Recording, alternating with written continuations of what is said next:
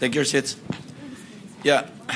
Before we proceed to the substantive discussions, the committee will deal first with some administrative matters. For the record, the members of the House of Representatives implicated by the disguised spouses, as well as Congressman Martin Romualdez and Congressman Eric Yap, cited by Mr. Orly Gutesa, were invited to attend this hearing. Incumbent congressmen were invited through a letter dated 12 November 2025 to Speaker Faustino Boji D. III of the House of Representatives. Now, according to Speaker D, the members will not be appearing before the committee today in order to avoid any possible prejudice to the ongoing investigation and eventual findings of the ICI, Independent Commission for Infrastructure, given that the invited members have already submitted themselves to its jurisdiction and proceedings. Mr. Saltico was similarly invited to appear before this committee. However, his lawyer, Attorney Rui Alberto Rondain, replied that Mr. Ko is unable to attend, citing that he is still overseas due to medical reasons.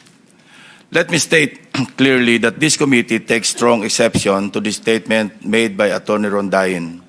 Specifically, his apprehension, and I quote, "I'm apprehensive that any statement he," referring to Mr. Saldico, "may give before the committee will at best preempt any defense he may set up." Our invitation was directed to Mr. Ko himself, not to his lawyer.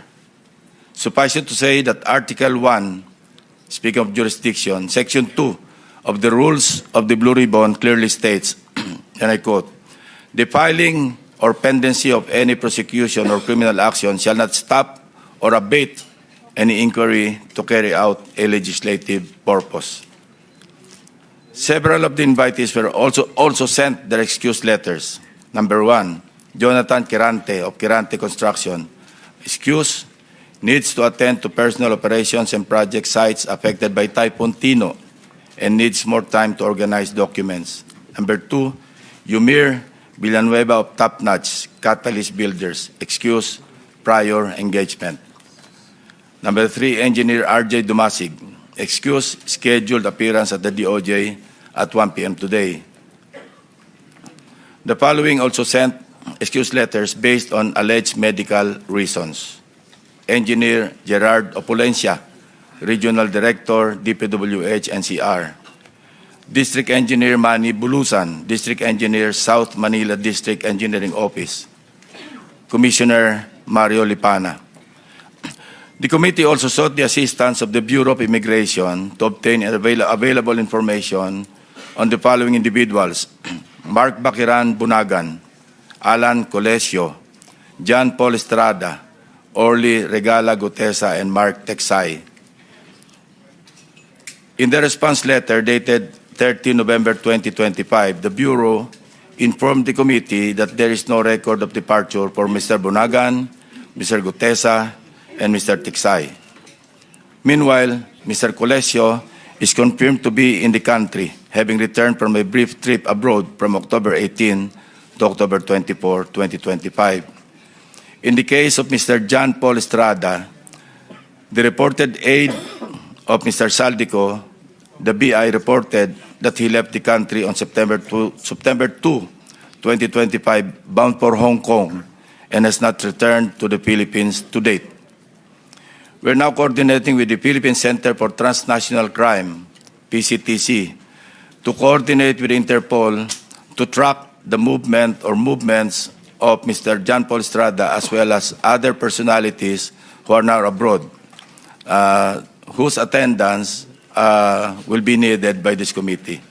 Lastly, this representation received a copy of an order dated October 24, 2025, penned by Carolina or Judge Carolina C. Ecasiano Sison, Executive Judge of the Manila Regional Trial Court, in relation to the investigation conducted by her office on the authenticity of the notarization of the Sinumpang Salaysay executed by Mr. Orly Gutesa allegedly notarized by Attorney Pechi Rose or G. Espera. For the record, the committee notes that the notarial monthly report submitted by Attorney Espera covers notarized documents recorded under Notarial Book Number 3, specifically Book Number 3, Document Number 41 to 173, pages 10 to 36, period September 11 to 30, 2025. It is further noted that these details differ from those appearing in the sinumpang salaysay of Musgari Cutesa, which, on the other hand, indicates the following particulars. Book number 255, page number 51, or document number, 255, page number 51, book number 8, series of 2005. Furthermore, the order issued by Executive Judge Icasiano Sison looked into consideration the report prepared by Mr. Antonio Magbohos, Executive Officer of the Forensic and Scientific Service, Question Document Division of the NBI. After conducting a comparative examination of the specimen signatures, the NBI concluded that the questioned signature and the standard specimen signatures of Attorney Espera were not written by one and the same person.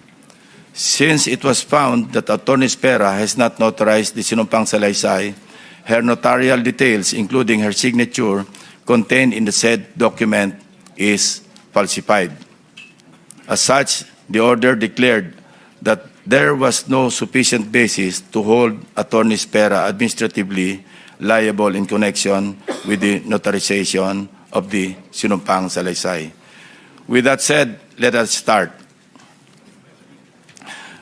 We will recognize again the members of the committee in the order of their arrival. And the first to arrive is, as usual, Senator Erwin Tulfo. Of course, the Senate President, we are joined by the Senate President to arrive second. Then followed by Senator Ontiveros, Senator Pangilinan, Senator Marcoleta, Senator Bam Aquino. So, Senator Tulfo, you have the floor. Thank you, Mr. Chair. I just have a quick statement, Mr. Chair. Distinguished members of the committee.